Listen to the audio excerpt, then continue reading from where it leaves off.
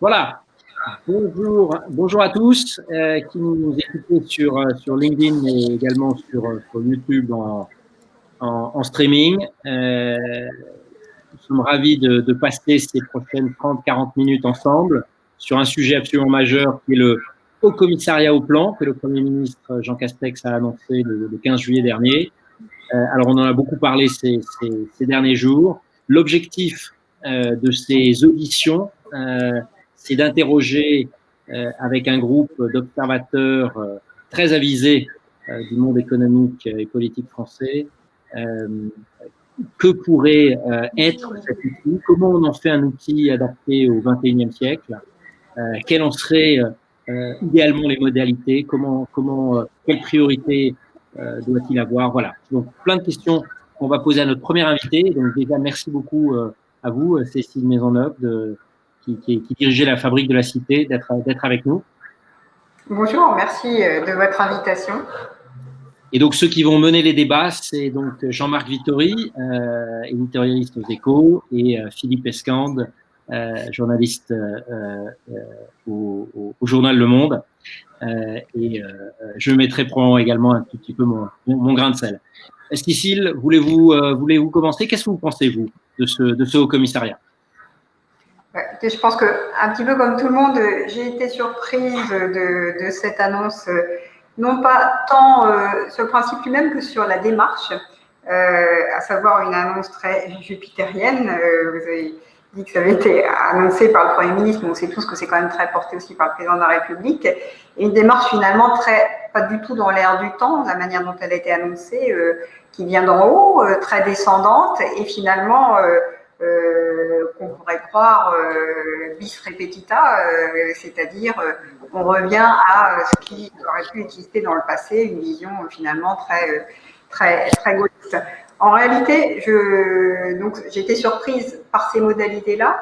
Après, sur le principe, je trouve que c'est une démarche intéressante parce que le plan, pour moi, c'est pas tellement, je n'irai pas du tout vers une interprétation soviétique comme on lit ici et là. C'est plutôt un questionnement sur notre capacité à avoir une vision stratégique de l'avenir. Et moi, ce qui m'intéresse dans cette démarche, c'est comment on va redonner envie à la société de regarder loin avec envie. Je citerai là volontiers Étienne Klein qui rappelle que finalement, quand on examine aujourd'hui le futur, il y a un futur qui est possible, mais qui n'est pas du tout désirable, très lié à la question du changement climatique. Et puis les futurs désirables, on a l'impression qu'ils ne sont pas du tout possibles, précisément à cause des grands défis qui sont les nôtres en matière climatique ou sociale. Et s'il y a aujourd'hui une manière, un endroit, une manière de travailler qui puisse permettre de démontrer qu'on peut concilier un futur possible et désirable, je pense que c'est quelque chose sur lequel on doit travailler. La difficulté, me semble-t-il, par rapport, si l'on compare, non pas aux prémices de ce qu'allait devenir le commissariat au plan dans les années 30, mais à ce que ça a été quand ça a été créé après la guerre, c'est qu'il y avait un alignement entre trois choses. Il y avait un alignement entre la vision de l'avenir, une vision assez productiviste, on allait aller vers le progrès, qu'on soit gaulliste ou communiste, on avait quand même une vision assez téléologique de l'histoire.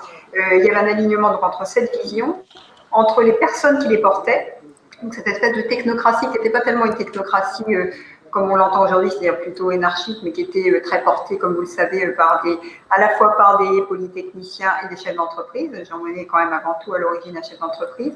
Et un alignement aussi, donc, entre la vision, les gens qui les portent, et les outils qui allaient permettre de porter cette vision, qui était largement les entreprises publiques. Je pense par exemple à EDF s'agissant de la vision d'une électrification de la France qui garantisse l'équité et le service public sur tout le territoire. Il y avait des entités comme le CEA sur le sujet du programme atomique et de la recherche dans ce domaine. Donc il y avait cet alignement. Aujourd'hui, il n'y a plus d'alignement entre la vision, les personnes, le casting finalement, et les outils. Et c'est là le grand sujet, à mon avis, de ce nouvel outil. Ça va être comment est-ce qu'on construit cet alignement-là, juste pour faire bref, et après on pourra en parler. Il me semble que dans la vision aujourd'hui, il y a quand même deux grands modèles qui sont en train de se structurer. Un modèle qu'on qualifiera pro-croissance, plutôt productiviste, et un modèle qui va plutôt vers la décroissance. Moi, je pense qu'il faut, et un modèle avec des croissances, il y a beaucoup de localisme, beaucoup d'idées que small is beautiful, que l'idée que ce qui est proche, c'est plus précieux que ce qui est lointain, et qui dénigre l'échange international. Donc moi, très clairement, je pense qu'il faut promouvoir l'autre vision en montrant qu'il est tout à fait possible de concilier la croissance et les enjeux notamment environnementaux, et que dans le mot développement durable, il y avait de l'environnement, mais il y avait aussi de l'économie. Le deuxième sujet sur les acteurs, il est évident qu'aujourd'hui, un commissariat au plan qui serait très marqué, imprégné par l'administration publique est voué à l'échec, parce que les acteurs sont dispersés, les entreprises ont un rôle majeur à jouer, et que si on dit ça, ça veut dire qu'il faut absolument organiser tout ce qui est règles de confidentialité pour que tout le monde joue le jeu. Donc, c'est des questions très pratiques. Et puis, sur les outils, là encore, donc des outils très descendants, des outils très pilotés par l'État, à mon avis, c'est plus du tout ce qui est pertinent. Et comme un peu ce qu'on voit dans la fabrique de la cité, des outils qui vont mêler des acteurs publics, en l'occurrence locaux, avec des entreprises, avec des chercheurs. Je pense que le rôle de la recherche universitaire est très important là-dedans. Et évidemment, tout ce qui est monde de start-up innovation, ce sera ces outils-là qu'il faudra actionner. Donc, c'est cette espèce d'équation qu'il va falloir trouver. Tout de suite, pour répondre à la question de l'échelle, il est évident que l'échelle est au moins européenne, et qu'aujourd'hui, regarder devant, ce que doit être le rôle d'un commissariat au plan, ça veut dire déjà avant tout regarder autour. Et de ce point de vue-là, il faut absolument sortir du localisme ou d'un gallocentrisme exacerbé qui me semble tout à fait préjudiciable à la construction de l'avenir. Deuxième point, je pense qu'il y a un gros sujet aussi sur la culture économique, et que si cette entité a un rôle à jouer, c'est d'insuffler une vraie culture économique, notamment en matière microéconomique, à un certain nombre d'élites politiques ou médiatiques d'ailleurs. Et puis, il faut aussi, je pense que cette entité soit ambitieuse. Enfin, il ne faut pas hésiter à poser des ambitions et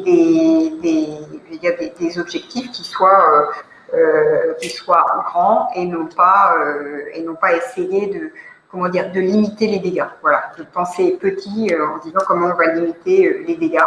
Donc ça veut dire, tout ça, ça a des incidences à mon avis très concrètes en termes de gouvernance, en termes de staff et en termes de méthode de travail. Voilà mon propos liminaire. Merci. Peut-être que Jean-Marc Vittori ou Philippe Escande voulaient réagir. Oui, merci Cécile. Dans le propos introductif, était mis en lumière ce qui a été fait après-guerre, les années d'or de la planification à la française, une planification très ouverte, contrairement à la planification soviétique, c'était effectivement dans les années 1950-1960.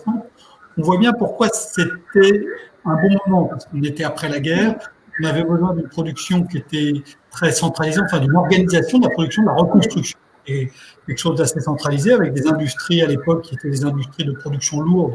Et donc ça, c'est nécessaire de l'organiser de manière assez centralisée. Qu'est-ce qui fait dans le monde d'aujourd'hui, après, donc ensuite on a eu 20 ou 30 années de déclin ou de disparition de cette idée de la planification à la française, qu'est-ce qui fait qu'aujourd'hui ça redevient ou ça redeviendrait nécessaire ou plus important que ça ne l'était il y a 10 ou 20 ans? Je pense que dans ce monde de l'après-guerre, le futur, finalement, on se pose assez peu de questions dessus. On sait qu'on ne veut pas revivre le passé. Aujourd'hui, donc le sujet, c'est pas tellement de mettre en œuvre un projet. Le sujet, c'est de se préparer à ce qu'on ne sait pas. Et se préparer à ce qu'on ne sait pas, ça veut dire examiner des scénarios, des possibilités, des solutions, examiner des possibles. Et c'est, à mon avis, de ça dont on a besoin dans cette entité. Ce qui me semble aussi absolument majeur aujourd'hui par rapport à ce contexte d'après-guerre, c'est que c'est la capacité non pas à avoir de l'information, le sujet, c'est le lien entre les sujets. C'est-à-dire, le sujet, en fait, c'est un outil d'acclimatation à la complexité. Et pour faire ça, il faut un endroit où on ait la capacité, non pas, comme tu disais, à mettre en œuvre des approches très centralisées, mais précisément à faire converger des points de vue, enfin à faire converger, c'est-à-dire à rassembler dans une même pièce des points de vue qui normalement ne se rencontreraient pas du tout nulle part. Et l'autre point qui me semble important aussi, c'est que dans cette vision du commissariat au plan, grâce à cet alignement que je mentionnais, la vision de l'après-guerre, je veux dire, il y avait une vision et derrière, je veux dire, l'intendant suivait. Aujourd'hui, on comprend bien qu'entre la capacité à poser la vision, à dire quoi, ce qu'il faut faire, et le comment, il y a un écart fantastique. Et me semble-t-il, aujourd'hui, l'accent doit être mis autant sur le chemin pour aller vers le projet à définir que sur ce qu'il faut faire. Le sujet, c'est comment il faut le faire. Et donc, partir, comme on le fait souvent en France, de l'idée que l'intendance suivra et qu'une fois que les beaux esprits ont posé les grands principes et la grande vision et les grandes propositions et que derrière, ça va se mettre en œuvre tout seul, ça, c'est une énorme erreur. L'intendance ne suit pas. Et tout le sujet aujourd'hui, c'est précisément de faire travailler et de regarder comment ces différentes entités avec des cultures et des visions du monde très différentes peuvent arriver à travailler ensemble. On pourrait donner des exemples. Enfin, nous, à la Fabrique de la Cité, on travaille beaucoup sur les sujets de mobilité et me semble-t-il, c'est exactement le sujet quand on travaille sur la mobilité, une mobilité décarbonée, plus connectée dans le monde d'aujourd'hui. Alors, aujourd'hui, vous m'entendez? Allô? Oui. Oui, voilà. Aujourd'hui, il existe déjà des outils, il y en a même beaucoup, il y en a même peut-être plus en France que partout ailleurs. Il y a évidemment France Stratégie, il y a aussi le Haut Commissariat à l'investissement, il y a les comités de filière, il y a la BPI. Donc, on a l'impression qu'il y a un arsenal. Peut-être c'est tout ce qui reste de cette nostalgie de la planification gaulliste, mais on a beaucoup de ces outils. Alors, est-ce qu'il faut en créer un nouveau? Est-ce qu'il faut fusionner tout ça dans une même entité? Est-ce qu'en France, il faut vraiment plus d'États alors qu'on en a déjà beaucoup, en fait, à peu près à tous les échelons? Ce qu'on a beaucoup, effectivement, toutes ces entités font des choses intéressantes, mais je trouve avec un point de vue, me semble-t-il, extrêmement franco-centré. Généralement, quand on va parler de l'étranger, vous savez, c'est le petit paragraphe à la fin d'un long texte pour dire, ah oui, les expériences étrangères, c'est ça. Je pense qu'il faut totalement inverser le point de vue. Aujourd'hui, le sujet, on est dans le monde, on est vraiment totalement interdépendants plus que jamais, et ces entités font des travaux très intéressants, mais sans jamais déjà peut-être dire, bah voilà, un tel ou telle entité à l'étranger fait ça, bah, on va faire pareil. Ce qu'on entend beaucoup en France, c'est généralement, oui, mais nous, c'est pas pareil, on va travailler différemment. Je pense qu'il faut déjà avoir un point de vue assez humble, de dire, bah non, là, il y en a qui le font très bien, faisons-le aussi. Donc, toutes ces entités-là ont aussi un point commun. Enfin, vous parliez de France Stratégie et de plan traditionnellement, dans le système français, a été placé auprès du Premier ministre. Je pense aussi que une nouvelle entité doit prendre acte de la réalité institutionnelle de la France. C'est qu'aujourd'hui, c'est beaucoup plus au niveau du président de la République que se situent les grands enjeux stratégiques et la vision. Donc déjà, toutes ces entités qui gravitent autour du Premier ministre, c'est à mon avis une vision plutôt du passé, et donc prenons acte des institutions telles qu'elles sont. Et je pense, la question que vous posez est une question difficile, parce qu'effectivement, on sait qu'en France, on ne supprimera pas les entités dont vous parlez.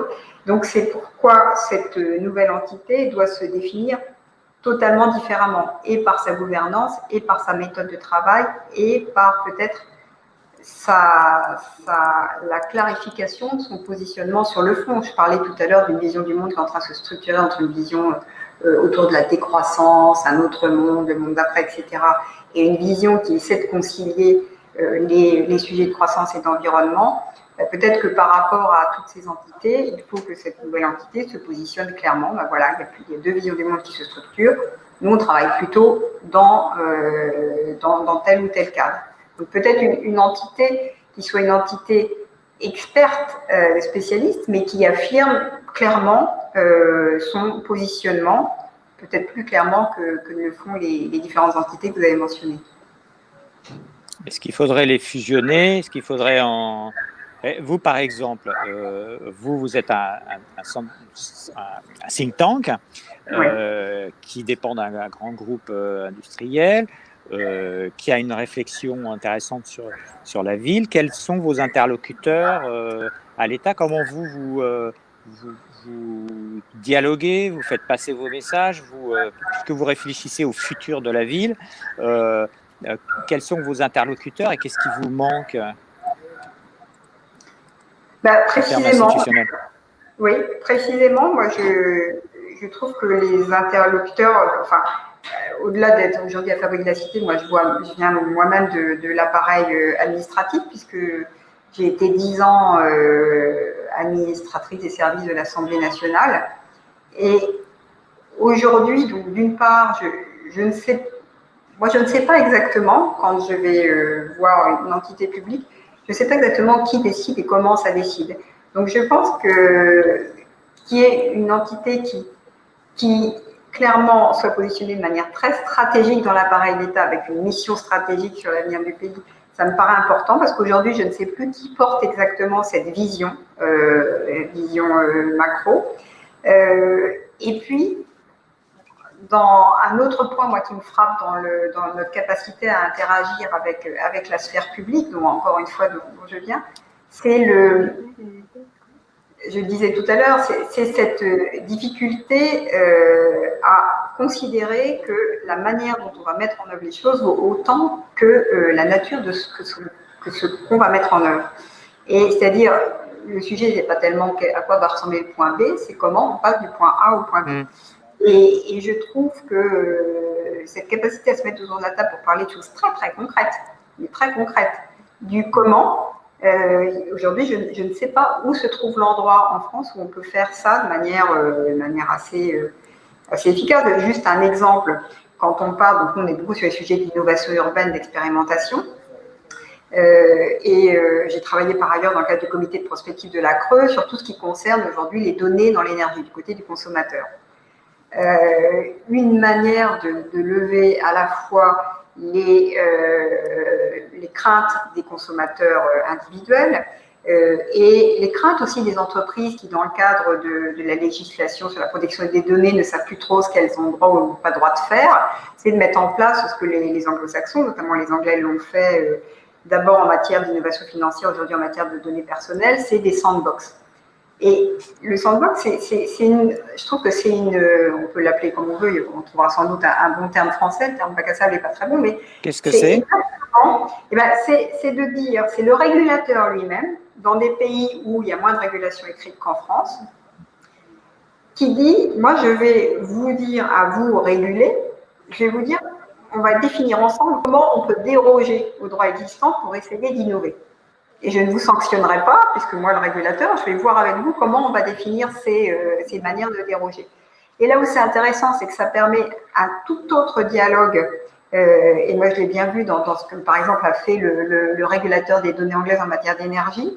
C'est gagnant à la fois pour les entreprises, puisque elles sont beaucoup plus, elles sont moins timorées, elles n'ont pas peur de violer des principes législatifs ou réglementaires. C'est gagnant pour le pays parce que ça favorise l'innovation, et puis c'est gagnant pour le régulateur parce qu'il apprend à connaître comment fonctionne l'entreprise, quelles sont ses contraintes, comment elle pense.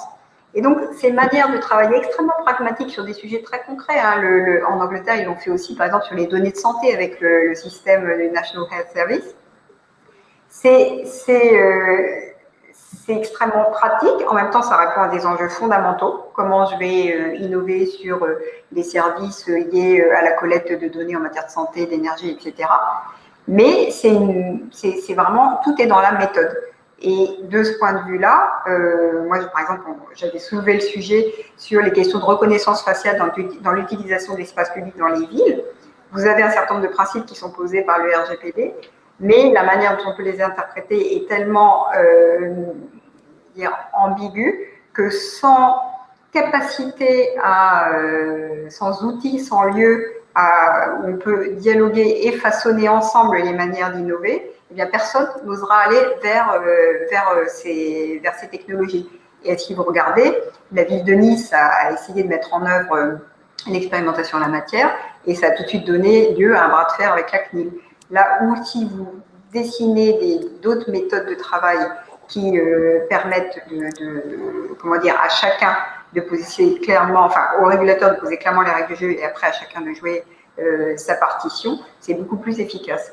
Donc je trouve que c'est sur ces lieux dans la sphère publique où on regarde un sujet à 360 et une méthodologie très concrète pour la mettre en œuvre qui manque singulièrement. France Stratégie, ça ne suffit pas. Parce qu'il pourrait le faire. Il pourrait le faire, mais après, moi, je ne sais pas si c'est au commissariat au plan, enfin, France Stratégie, avant, c'était le plan, s'ils vont être... Ouais. Je ne sais pas, voilà, s'ils vont être réabsorbés dedans, ils ont beaucoup de compétences. Après, je pense aussi qu'un des gains importants d'une telle entité, parce que le commissariat au plan, historiquement, tel qu'on le conçoit en France, et ça a été notre manière de mettre en œuvre les dispositifs de croissance d'après-guerre, c'était c'est quelque chose d'assez connu, on a répliqué des technologies, des innovations qui venaient d'ailleurs. Aujourd'hui, c'est plus tellement ça le sujet, c'est plus une logique de réplication uniforme sur tout le territoire. Et si cette entité arrive à vendre, notamment dans la haute administration d'État, l'idée qu'il faut peut-être faire comme ça dans la région, je ne sais pas moi, des Hauts-de-France, mais que dans une autre région, c'est plutôt une autre méthodologie à mettre en œuvre, ça peut être intéressant. On a travaillé récemment sur les sujets de la décarbonation de la mobilité. Et on voit bien que quand on parle de mobilité, on parle, oui, du système de transport, mais on parle aussi du système de localisation de nos différentes activités, là où on travaille, là où on a nos loisirs, là où on va faire des courses, et puis le système d'organisation de la société qui n'est pas la même dans une métropole, qui n'est pas la même dans une ville moyenne et tout. Et donc, la manière dont vous allez mettre en œuvre un système de mobilité selon les territoires va être différente selon la forme du territoire. Et aujourd'hui, on a, par exemple, si on a cette vision je veux dire, traditionnelle de la haute fonction publique d'État, on va vouloir décliner une manière de se déplacer sur tout le territoire, une manière de se déplacer d'ailleurs qui sera très inspirée de ce que vivent au quotidien cette administration, c'est-à-dire la ville-centre avec toute l'offre de mobilité qu'elle a, dont ne disposent absolument pas les périphéries urbaines. Donc c'est juste des exemples pour montrer que oui, il y a beaucoup d'entités qui aujourd'hui réfléchissent et travaillent l'avenir, mais avec une vision encore très uniformisatrice et qui n'est pas centrée sur la méthodologie et le comment on met en œuvre concrètement les choses. Moi, j'ai de très nombreuses questions, mais il y en a une qui me brûle les lèvres. Initialement, quand on a imaginé ces auditions, on imaginait auditionner des gens qui pourraient être de très très bons candidats ou candidates à ce haut commissariat. Mais justement, si vous étiez ce haut commissaire, vous avez beaucoup parlé de méthode et de gouvernance. À quoi concrètement ça devrait ressembler? Et peut-être une question qui était liée. Vous parlez souvent que c'est le chemin qui est tout aussi important que le lieu. Est-ce que là, on n'a pas le risque de rentrer à nouveau dans de la prospective à 30 ans, alors qu'on a bien vu avec cette pandémie, ce qui est importé, c'est l'agilité qu'on pouvait mettre en œuvre dans des événements qui vont être de plus en plus imprévisibles et qui seront toujours différents. Une crise ne ressemblera plus à la précédente. L'agilité, c'est déjà de passer de 30 ans à 5 ans. Enfin, je veux dire aussi, c'est ce travail-là qu'il faut faire.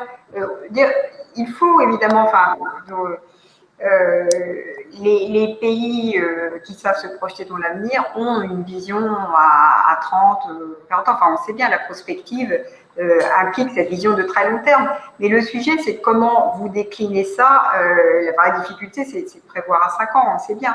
Là, je fais actuellement partie d'une commission qui a été mise en place par le maire de Toulouse et la présidente de la région Occitanie sur l'avenir de Toulouse, au regard évidemment de ce qui est en train de se passer sur l'industrie aéronautique. Et le président, c'est Marion Guillou, le parrain, c'est Jean Tirole. Et puis, on est, et ça c'est une manière de répondre à votre question, on est dans cette commission des personnes extrêmement variées. Il y a Geneviève Fioraso, il y a Claudie Aigneret, il y a un grand chef étoilé de la région toulousaine, il y a Jean Tirole, il y a Jacques Delplat. Donc des personnes, le sujet évidemment du casting du haut commissaire au plan, c'est important, mais ce qui est encore plus important, c'est sa gouvernance. Et là, il faudra des esprits, j'allais dire des esprits libres et qui pensent hors cadre, c'est-à-dire qui remettent en question la manière de penser traditionnelle. Donc ça va être des entrepreneurs, mais aussi des universitaires qui sont sur des thèmes un petit peu périphériques. Le sujet aussi des personnes qui travailleront là-bas. Je pense que voilà, tout va être une affaire de casting, mais pas seulement dans la personne qui incarnera ce haut commissaire ou cette haute commissaire, je ne sais pas si ça se dit, mais il faut le décliner à tous les niveaux. Et après, encore une fois, moi j'insiste sur l'international, c'est au moins la maille européenne qui compte, au moins. Aujourd'hui, on a bien vu d'ailleurs quand on regardait la progression du virus, la vraie échelle intéressante était une échelle infranationale, quelquefois transeuropéenne, on a bien vu. Et ça, c'est vrai sur énormément de sujets. Moi, c'est vrai quand je travaille sur les sujets de mobilité, c'est vrai en matière aujourd'hui énergétique également. Donc, il faut vraiment se sortir de cette vision très centrée. On le dit, mais franchement, on ne le fait pas. Tu as employé une expression au début sur laquelle je voudrais revenir. Tu as dit qu'il faut donner une envie d'avenir. Or, on est dans des sociétés qui sont de plus en plus polarisées, en France, mais pas seulement. Quels sont les leviers pour créer cette envie d'avenir? Déjà, encore une fois, je veux dire, l'avenir n'est pas écrit dès ce qu'on fait aujourd'hui. Et moi, je pense vraiment qu'il y a deux visions qui sont en train de se structurer. Et je pense notamment à tout ce qu'on peut lire sur les sujets de la décroissance. Et moi, je le vois à travers les sujets qu'on traite à la Fabrique de la Cité, par exemple sur la mobilité. On va dire, mais finalement, le sujet, ça ne va pas être d'inventer la voiture électrique, la voiture connectée. Le sujet, c'est la démobilité. Il faut que les gens se déplacent moins. Donc, déjà, moi, je ne pense pas qu'on puisse donner envie d'avenir avec du moins, avec du repli. Et je pense que pour faire comprendre ça, il faut mêler les différentes approches. C'est-à-dire que si on regarde uniquement, par exemple, sur les sujets énergétiques, une approche un peu à la Jean-Marc Jancovici, on va regarder la physique et les limites physiques et on va dire, les limites physiques, c'est ça. Donc, dans le coup, on ne peut qu'arriver à un modèle de décroissance. Maintenant, quand on a fait un petit peu d'histoire, quand on regarde les autres sciences sociales et sciences humaines, on s'aperçoit qu'il y a quand même d'autres données à mettre en compte. Et cette interdisciplinarité, cette transdisciplinarité, à mon avis, est seule à même de donner envie. Quand Jean Tirole explique dans son économie du bien commun, j'ai lu, moi, successivement cet été, j'ai lu Tirole et l'économie du bien commun, où ils disent que finalement, les deux théories qui ont révolutionné la science économique, c'est la théorie des jeux et la théorie de l'information. Et précisément, j'ai lu la théorie de l'information d'Aurélien Bélanger. Quand on met ces deux approches en même temps, ça donne quelque chose d'extrêmement déjà stimulant, inspirant, et pour avoir envie de l'avenir, il faut déjà être inspiré par le présent. Et moi, je trouve qu'il y a beaucoup de choses très inspirantes aujourd'hui dans le présent. Et ça, on peut pas. On voit bien que quand on approche un sujet par les multiples approches, en l'occurrence un écrivain, un économiste, des informaticiens, ça lui redonne une dynamique, ça nous met dans une dynamique qui est tout à fait différente. Et c'est cette dynamique-là qu'il faut créer. Donc moi, pour le dire encore plus clairement, pour donner envie de l'avenir, il faut dire que oui, on a des grands défis. Et de ce point de vue-là, je pense qu'il y a le défi du changement climatique, mais je pense que il y a l'énorme, immense défi des inégalités sociales. Et dans mon sujet urbain, on voit les deux qui marchent vraiment du même pas. Et ça, il faut que ce soit, je pense qu'il faut faire attention aujourd'hui à ne pas avoir un seul prisme, une seule vision, un seul prisme pour étudier l'avenir. Je trouve qu'on centre trop sur le sujet climatique au détriment de ce sujet des inégalités sociales. Et pour donner envie précisément, il faut montrer aux gens, et là, de ce point de vue-là, il y aura un gros travail à faire de communication et parler simplement de sujets complexes à la population, et bien de montrer qu'il y a un endroit où on parle concrètement et avec tout autant de passion sur le sujet climatique, le sujet des inégalités sociales. Je parlais du sujet urbain, mais quand vous regardez, moi ça m'a frappé quand même le résultat des dernières élections dans les métropoles, je parlais de toute la réflexion sur la démobilité, etc. Je trouve qu'on est en train de créer au niveau territorial un modèle qui s'appelle insider-outsider en matière de marché du travail. Il y a les insiders de la métropole, propriétaires, qui ont pléthore d'offres de mobilité chères, pas chères, douces, pas douces, voilà. Puis il y a les outsiders qui, avec ces politiques extrêmement conservatrices qui risquent d'être menées, je ne contribue plus de logement, la densification c'est pas bien, faut pas bouger, et ben, vont être tenus à l'écart. Or, la réalité du monde d'aujourd'hui, c'est pour ça qu'il faut regarder autour, c'est que les emplois, l'innovation, elle se fait majoritairement dans les zones métropolitaines pour des raisons sur lesquelles on pourra revenir, qui sont liées à l'évolution du capitalisme, au fait que les métropoles concentrent un certain nombre d'actifs de tout genre. Mais typiquement, ce sujet-là me semble absolument clé dans un monde, dans une Europe et une France qui continuent de s'urbaniser. Et ça, c'est un sujet qui pourrait être un point crucial pour un commissaire au plan.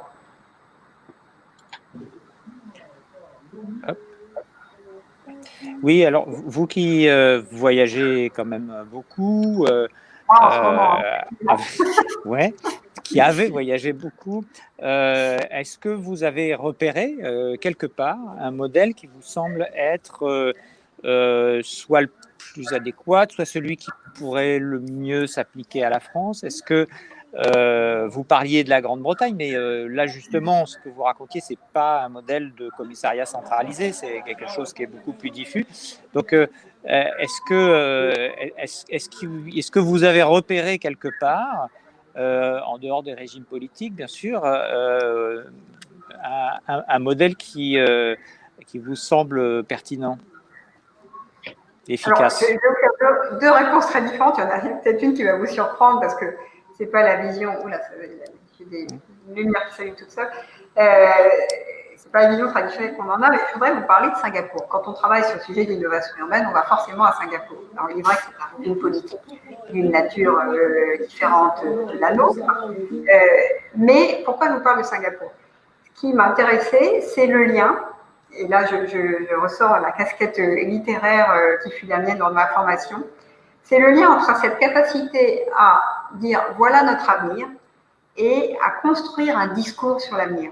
Et le discours lui-même qu'on construit sur cet avenir, eh bien, il contribue à le faire émerger. Et je pense notamment à tout le discours qui a été celui de Singapour sur la Smarter Nation. Ils ont commencé en disant voilà, on va être très smart, il va y avoir du digital partout, qu'ils ont fait évoluer parce qu'ils sont aperçus que c'était pas ça qui permettait d'entraîner ni la population ni les investisseurs. Et que le sujet aujourd'hui, c'était le sujet de la qualité de vie quand on vivait dans une ville de type Singapour. Et ils l'ont fait évoluer vers ce qu'ils appellent donc le livable city, c'est-à-dire la ville vivable, je ne sais pas comment traduire. Et quand vous regardez la manière dont ces récits structurent la vision et comment la vision est structurée par les récits, c'est extrêmement intéressant. Donc le récit qu'on fait, alors je ne sais pas si c'est le récit national quand on se met dans le cadre français, mais en tout cas, le récit, le discours qu'on tient est extrêmement important pour entraîner. Et tout à l'heure, Jean-Marc, tu posais la question justement comment on donne envie. Et ce discours-là, moi, vous voyez, aujourd'hui, je ne suis pas capable de dire quel est le discours concrètement, si je devais résumer le discours qui porte la vision de l'avenir de la France, je ne sais pas le dire. Je ne sais pas du tout le dire. Je trouve qu'il y a beaucoup de... Enfin, on a l'impression d'un discours très oscillant. Y a-t-il des pays européens qui ont un discours peut-être plus structuré, plus proche de Singapour? Alors, je ne sais pas si je parlerai d'un pays, mais en tout cas, je vais juste parler de l'actualité. Moi, qui a été la manière...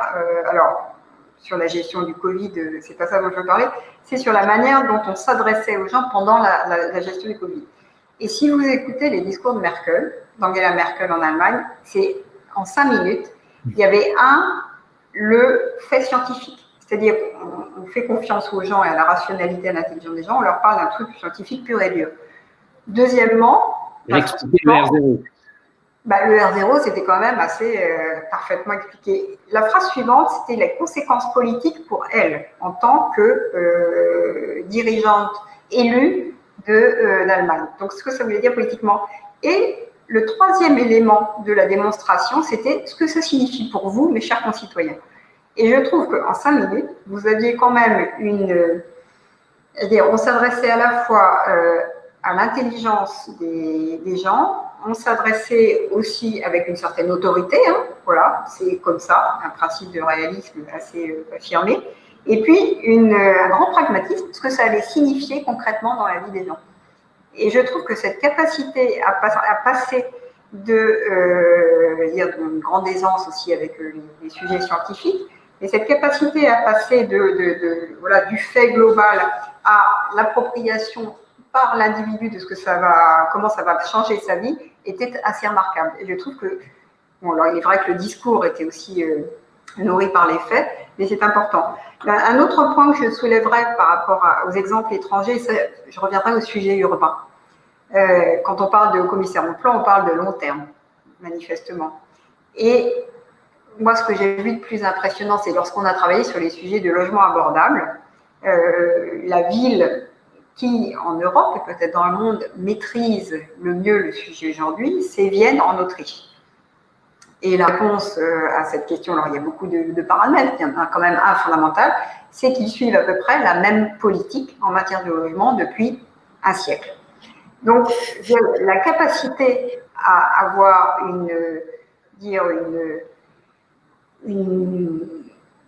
non seulement une vision de long terme, mais une continuité politique, et ça, je pense que c'est un sujet important pour le commissaire au plan. Il ne faut pas qu'il soit dans l'émotion de l'instant, dans la commande politique passée à la suite de tel ou tel incident, de tel ou tel tweet, est assez fondamental, et que réintroduire ce sens du temps long, ça veut dire aussi réintroduire une capacité à prendre le temps, poser le constat, discuter. Il faut prendre le temps de la discussion, et puis derrière agir. On pourrait sur ce point l'illustrer si on parle d'un autre domaine, par exemple comment la Suède a négocié sa taxe carbone. Voilà. Dans les années 90. C'était plusieurs années de négociation, mais un contrat multipartisan du point de vue politique et un contrat plurigénérationnel. Donc voilà, prendre le temps aussi et ne pas répondre à la commande immédiate du politique, à mon avis, c'est quelque chose qui devrait être inscrit dans la gouvernance de ce haut commissaire au plan. Quel est l'horizon de temps? Tu as dit tout à l'heure 5 ans, on ne sait pas prévoir, et c'est vrai. En matière urbaine ou énergétique, on est à 20, 30, voire 50 ans. Le plan d'après-guerre, il y avait une tentative de voir à 20 ou 30 ans. Est-ce que là, il y a un type d'horizon qui s'impose assez naturellement, ou il ne faut pas se fixer un nombre d'années? Je pense que ça dépend des sujets, mais le sujet des 5 ans est important. Alors, on entre dans un temps politique, c'est pour ça qu'il est compliqué à gérer par un organisme, technocratique, administratif. Mais pour autant, là quand même, on a alors après ça va dépendre d'un certain nombre d'autres facteurs, mais on est en train de vivre une crise majeure qui bouleverse à la fois nos économies, nos sociétés, puis qui bouleverse, je pense, les individus eux-mêmes. Donc, je pense que là, vu le moment dans lequel on est, le sujet des 5 à 10 ans qui viennent est assez crucial. Mais ceci dit, tu as raison, en matière en matière énergétique ces 20-30 ans, mais enfin, on sait tous quand même que les décisions qu'on prend dans les 5 à 10 ans qui viennent en matière énergétique, elles structurent dans les 30 à 40 ans. Enfin, sur le sujet nucléaire que je connais bien aussi, c'est quand même dans les 5 années qui viennent que va se décider notre capacité à rester dans le jeu du nucléaire mondial ou pas.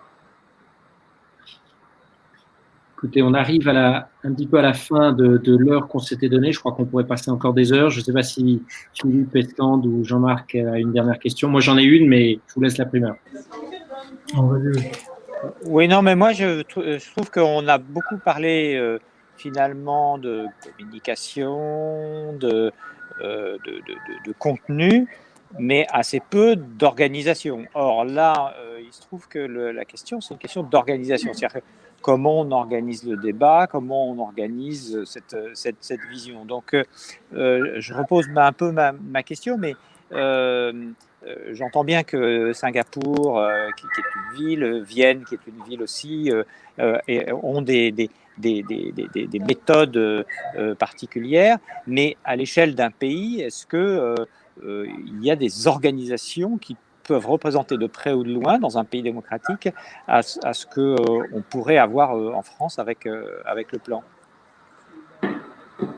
Je veux dire, sur l'aspect démocratique du débat, je ne sais pas si le plan est fait, il n'a jamais été fait, je pense d'ailleurs, et je ne sais pas s'il doit l'être aussi aujourd'hui, pour être une instance démocratique. Des instances démocratiques, il y en a, à commencer par le Parlement. Et je pense que le sujet du lien entre cette institution qui va être créée et le Parlement est absolument clé. Parce que si je mettais, moi, un indicateur de performance de ce nouveau Haut Commissariat au plan, ce serait vraiment la capacité à ce qu'on réduise la production législative drastiquement.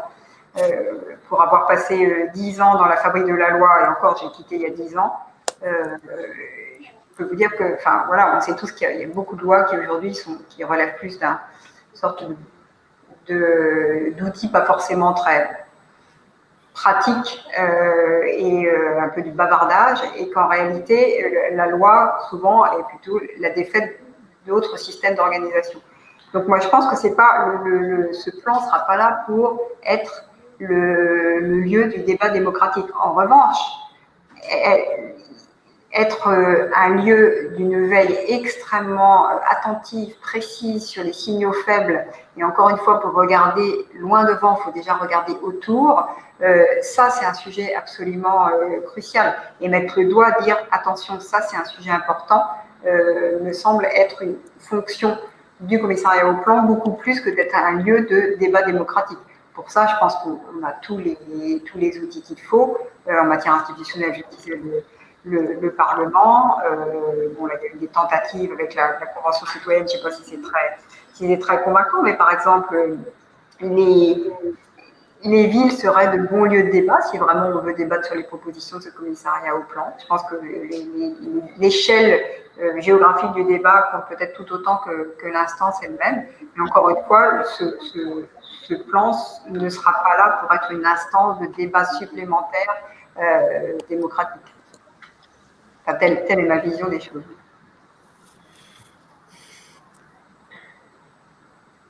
Bon, écoutez, sur ce mot de la fin, s'il n'y a pas d'autres questions, d'abord, je voulais vous remercier, Cécile, pour d'abord nous avoir un peu suscité l'envie d'avenir, c'est ça, nous avoir encouragé à regarder autour.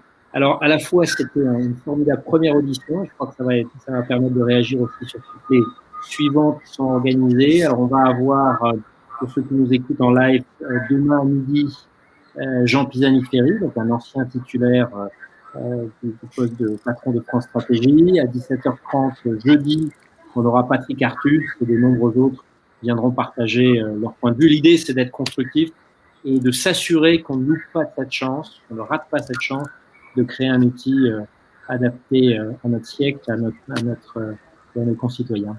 Donc, merci beaucoup à Philippe Escande et à Jean-Marc Vittori d'avoir animé le débat. Et encore merci, Cécile, de mise en œuvre de vos propos et de votre enthousiasme. Merci à vous. Merci. Au revoir à tous. Au revoir. Au revoir.